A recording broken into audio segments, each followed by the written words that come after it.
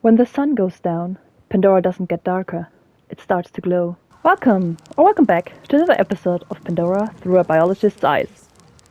For this episode, we're going to take a look at an ecosystem, or part of the ecosystem, the biomes in this game, at night. And for this, we're right here in a camp. So you have the people giving their additional commentary. There's also a musician somewhere down there, because I can hear the music. I think it's over there, kind of like an oboe or a flute. But we are going to take a look at this area, and I thought it would be nice to do it at night, because as you can already see, the bioluminescence is in full bloom. So for this one, we're starting right here at the Over Gentle Water Navi camp. It is in the Blackwater Basin, which is part of the Swamp Lowlands biome, which you might have heard already if you've seen my Delta video. So here we will follow along this river, and I put the marker there because I found this spot and I know it's a very, very pretty one when it comes to light. And this is the Braided River. And the Braided River is an area that I had in one of the videos. I think I flew along it in one of my very first videos. But it wasn't this part of the river, it was a different one. But we're just gonna walk along, like start here and just walk, and let's see what we can find. Now you can see an ikran flapping over there. So a little backstory in this game, you have those little camps all over the place, and being a video game, you can use them to fast travel from A to B, makes it a bit quicker. And there are people, and they will talk, and some is the commentary about your game progress. Sometimes they complain about the sky people. It's pretty interesting that they show those little cultural things, like playing that instrument. Etua is young. She is naive. She grieves her And mother. you can see bioluminescence already. And with the Navi being warriors, they're always on guard.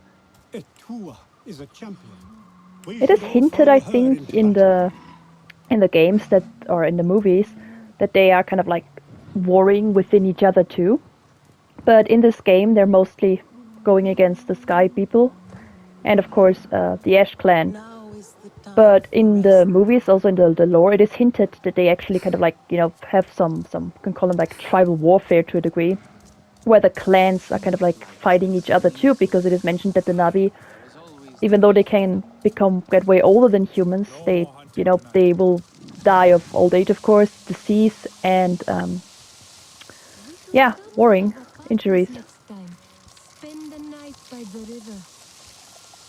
Alright, already we see those. If you can help me find one, then That is actually kind of sad. Maybe we can help with that. Okay, so they constantly talk, which is making it a bit difficult. But here we have those pitcher plants that we've seen in the Delta video. If you want, you can take a look at it. And now we can see them with their bioluminescence, same as those mantis orchids.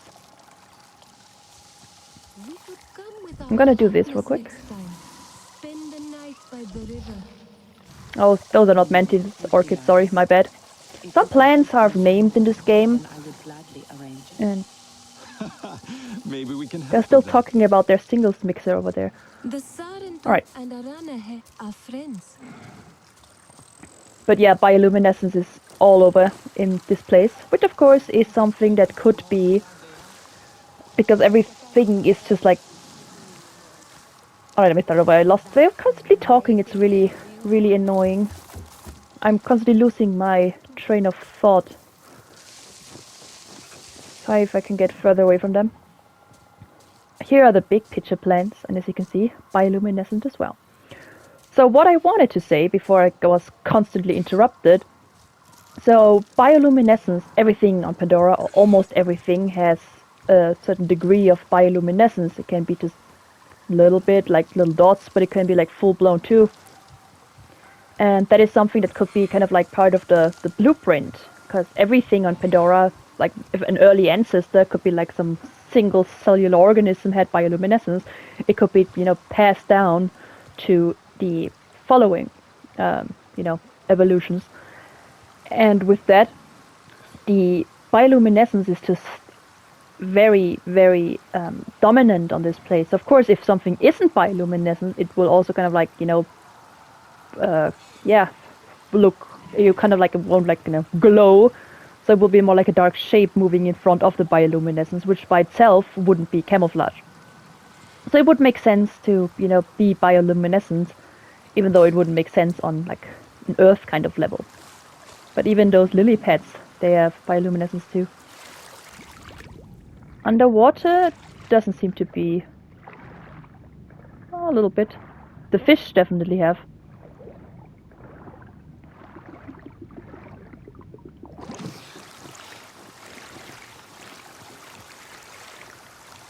So the shadow of the ikran. So we're just gonna keep walking and we're gonna look at stuff.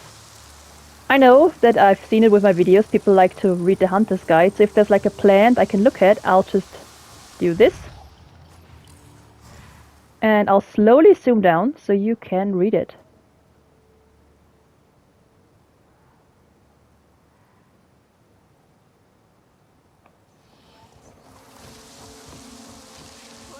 Okay, I don't like this music. It sounds... oh great. But did you see the Jotun crawling up there? Okay, it's bad, they're in my way. I don't want to show too much gameplay because I'm not sure if how much people want that. But they are annoying. So I'm gonna take care of them. I might cut it out. If you want to see me fight them, if I happen to be upon them, let me know in the comments. Alright, it was a good thing I took care of them, because I found this nice opening, so because I didn't sneak around them. Aww. They killed the dire horse. Monsters. Alright. Yeah, we can hear some animals. The game sadly doesn't let us know which animals they are. Like what animals make those sounds. I know they were commenting, oh, I can hear the viper wolf cry sometimes in the cams, but I don't think those are viper wolves. I've recognized that they use some of the, like, real world Earth animal sounds, which of course makes sense, because, you know, they do that in games, they either use, or like in movies too, something that already exists. But as we can see, we got the bioluminescence, and the plant life is really interactive. The fountain tree. We've got the burst. I've seen that they just burst on its own, which would make sense if they mature. And I'll do the hunter's guide again.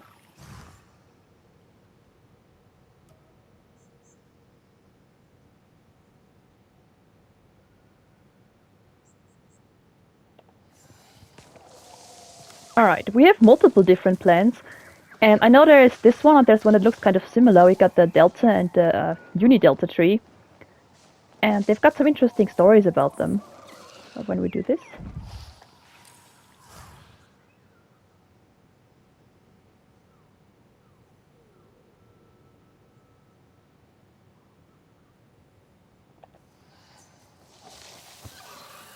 Oh, I should hurry. Looks like it's getting lighter again.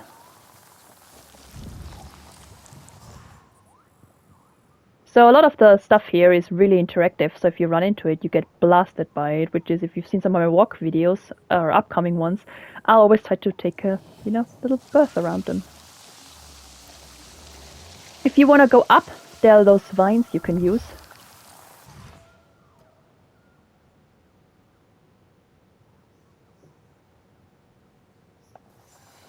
Which is really nice. And I can't think of any kind of tree that is like this on Earth too. But when it comes to rainforest biomes, each of the areas does... oh, look at it.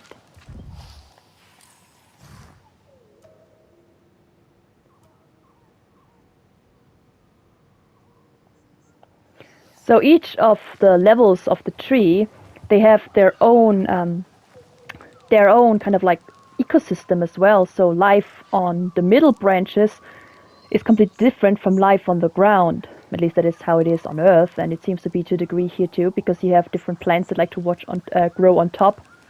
Then of course the grasses and ferns we have down below.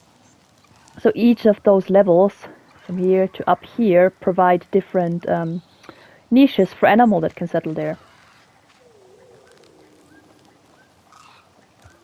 Let's see if I can jump there. And we have those fan lizards. I'll try to... okay.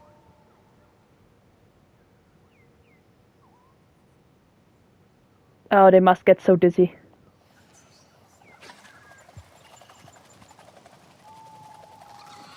Since it's turning day again, I'll guess I'll try to get it back to night. So I will see you in a second. Now, since I have to come back here to the camp to pass the time back to night, you can see this place, how it looks by day. That Tua fancies herself a warrior. Oh, here you can also see a uni-delta tree, the way it looks by day. Okay, as you can see, I changed the time, because it was day earlier, or turning day, and there is a thunderstorm going on. I don't think you can get hit by lightning in this game, but, well, I guess we'll figure it out.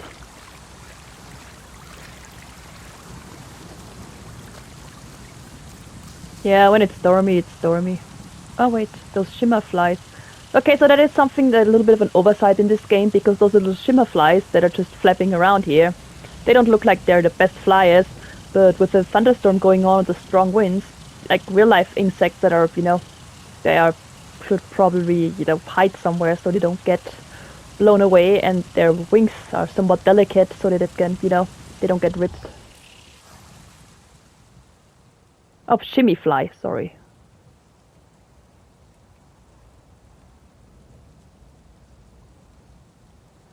Wait, the thing is, look at this. It says of the Terran Lepidoptera, so butterfly, and glimmering version. It looks kind of like more like a dragonfly. I mean, the wings, because they're like not connected, like a butterfly has those larger wings, but the shape itself more dragonfly-like. I guess maybe the movements. I don't know. I guess butterfly would be fine. I don't know. Yeah, not nitpicking here.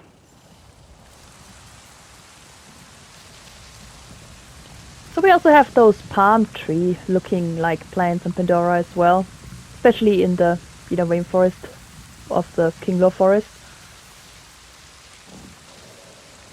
Those little things are cool, because I seem they get bigger when you go up and get close to them.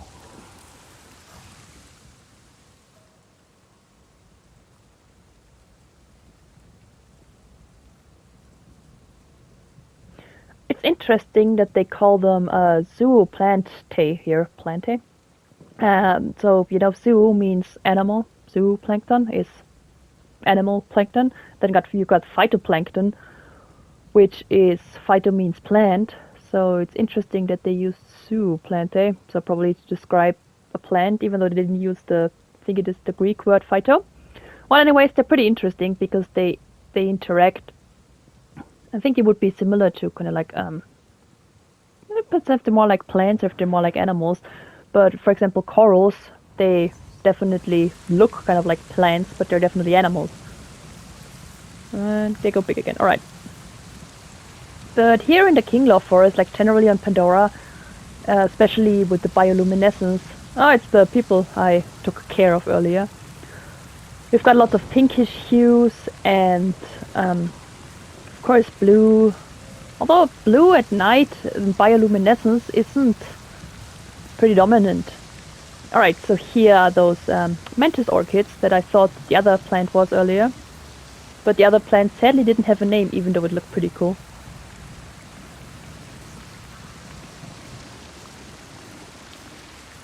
But yeah, you have here in this typical dense rainforest, and you have so much life going on, like just the plants are really, really diverse. Again, it's a pity the game isn't too kind of like descriptive with a lot of the plants, because everything would be, nice to just look at, but sadly they don't have names. Oh, something's here. Oh, viper wolves, okay. But we're very similar to Earth-looking plants.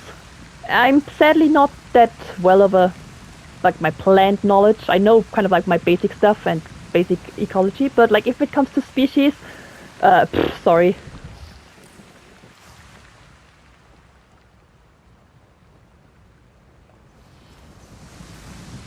But yeah, here we have lots of stuff like those epiphytes growing all over. And being, very mushroom dominated. I mean, of course there's mushrooms on Earth too, but the ones on Pandora are gigantic. Let's get up there. Great, that sounded very close. Well, again, we might figure out tonight if I can get hit by lightning or not. So far... Oh my god, it just hit that place over there. I didn't even realize that. Oh, Sally doesn't have a name. But I saw it from the ground. It looks really nice. Like those earth bromeliads.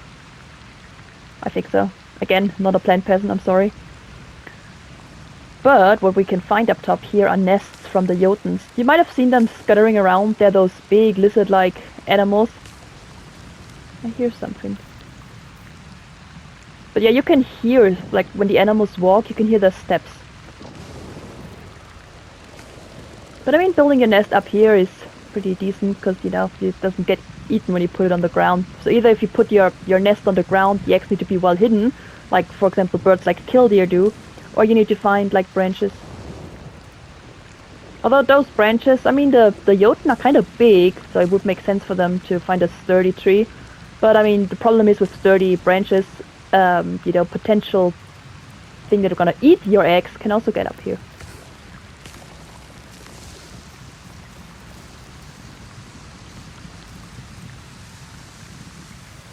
But yeah, bioluminescence, it is really pretty. Which I think is a lot of people had a problem with that. Okay, that's very close. Doesn't make sense that it's hitting the ground. It should hit one of the bigger trees since it's like going straight down here, but oh well. So we have those, see if I can get to it, really nice looking, I think they're called like balloon flowers or something? Or balloon blooms? Oh, it doesn't work. Okay, one later. Oh yeah, then we have those opening with the spores. And as you can say, it's called poison breath spore, so that does not sound good. Oh, I call them after the buff balls. You know, those little mushrooms you can step on and they go like, pff, and the spores go everywhere. They do it on a more active way, so they can like open and close and disperse the spores. In this game, a lot of the stuff has been mentioned to be like, oh, defensive, but like in nature, spores, or earth nature, spores are there for the plant or fungus to propagate, you know, stupid lightning. These are really interesting, because those plants, they charge up electrically. There is a similar plant on the upper plains, and that one doesn't, I think this one is able to, you can see, charge it up, to produce the charge itself, while the ones in the upper plains needs to be hit by lightning. And then in the plains it makes sense, because, you know, the plains are plain, and if you don't have any large things, lightning will hit the largest, or just like randomly. I'm just gonna walk into them. These are pretty nice looking. So they kind of look like some sort of cacti. And the episode, I think. And as you can see, they really do resemble cacti from Earth. And they have this green color. I like it though, they're really... Wait, I heard they sound really close now. Thought I heard something like a growl. But they look really nice. I do like those pinkish, purplish colors a lot. Really nice looking. We have those, which of course are not named, even though they look pretty neat.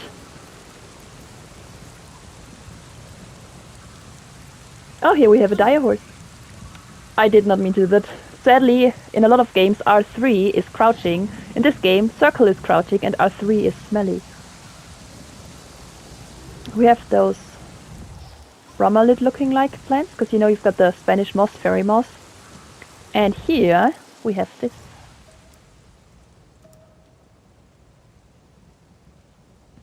Okay, there's no more information there. But as you can see, even the hive, the you know, the hive itself has a color of those little bees. Mushrooms are really pretty. And as you can see, spores. They seem to be sensible to touch, so the bioluminescence goes up. Alright, now they're really close. What did they attack? Oh, what is this? So those are dire wolves.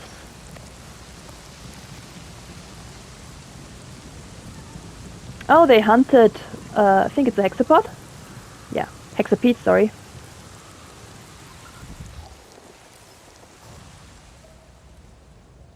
Hexapedes are pretty interesting because they have 6 eyes, so they have those 2 pairs up and off them, but they also have like another little pair right on top of their head.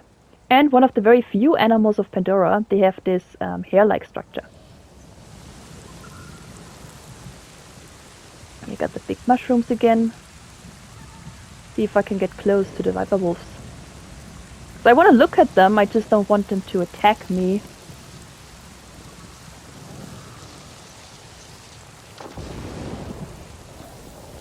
Oh, that's interesting, it just hit that tree now. Mushrooms are cool too, because you can use them to traverse. And another Jotun egg. See the little spores working. Alright, the other problem when you have so many colors and the storm going on, it is hard to keep track of something. But the lightning's just striking all over the place. So that storm was going on the whole night. So let's see if I can get another look at the viper wolves. Okay, there's a dire horse running.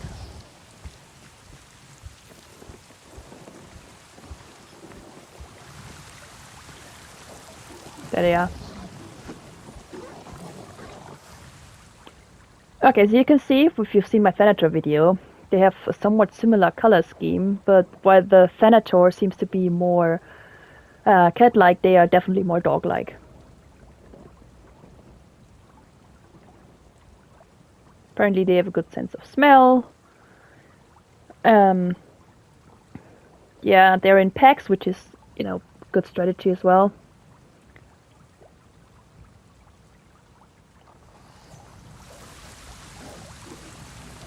See if I can get somewhat close. But they are trying to, let's call it, bark at something.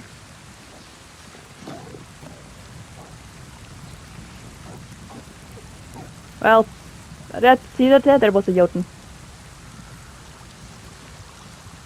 I can find it? Nope.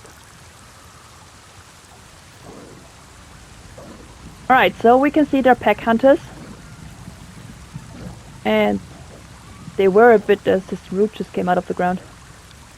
Oh, now they're drinking.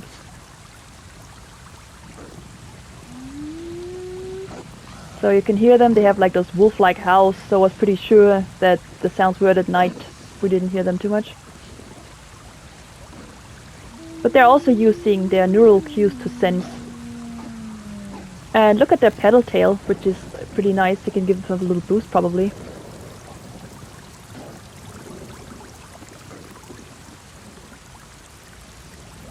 Alright, I will do more on the viper wolves at a different point, because I can't mix too much videos, or else my videos will be hours long. So since, you know, the night's over, storm's still going on, I'm gonna end the video right here. But I just wanted to show you a little bit of Pandora at night, by just like calmly getting like nice looks at it. Because we've seen a lot of the landscape by day at this point. Or if you haven't, maybe you'll want to watch it. But I'll definitely plan on doing more species highlights as well, because there's, you know, so much interesting behavior. Just again with a lot of the animals in this game, they show behavior, but like in real life, you have so many factors you need to consider. Like if I just want to walk around and show you stuff, that's fine. Because with that thunderstorm, it wasn't too bad because we still saw a lot of the bioluminescence. But with the animal behavior, it makes it a bit harder to see with all of the rain, the wind, and all of those little grass and leaves flying around. I mean, a thunderstorm was pretty neat because I seen thunder in this game, but like them constantly hitting around me was pretty interesting. See it right over there? That was perfect timing. Thanks, Storm. Alright, I hope you enjoyed that video. I hope you saw a little bit of the area. I hope you liked the video that I tried to show you the Hunter's Guide a bit more, because I've noticed, again, people tend to pause my videos when the Hunter's Guide show up, so you can read it. And if I see something, of course, I'll say it. And we have those to drop around, keep flying in. So something else, the animals in this game, they have this pre-programmed path. But of course, with the game being, you know, a game, it needs to have like certain ways to animate that stuff. So it's really interesting that they have so much diversity when it comes to the animals running around, and it's like in real life sometimes hard to get good footage because I go there and I can get hit by lightning. Okay, great, now I know that. Alright, so I hope you enjoyed that video. I'll try to, of course, give more videos, and as I said in one of my posts that you might have seen or not, sometimes it's hard to get good footage, so to get something very specific I have to run around the game a lot, so to get lots of, you know, gameplay. And I guess if you want to see something, you can always let me know in the comments. Plus, as I've said in the video, when it comes to me showing some actual gameplay, like in this case fighting off the RDA so I could keep going with my tour, I cut it out in this one. But if you want me to keep that in, I can also try to comment it, if you of course want. Oh, the Jotun's back. And yeah, just let me know. Well, I hope you enjoyed that video, I hope you liked it. And again, if you want to say anything, see anything, just let me know in the comments. I'll always try to respond to them. Well, I hope you have a nice day. And with that, I wish you goodbye.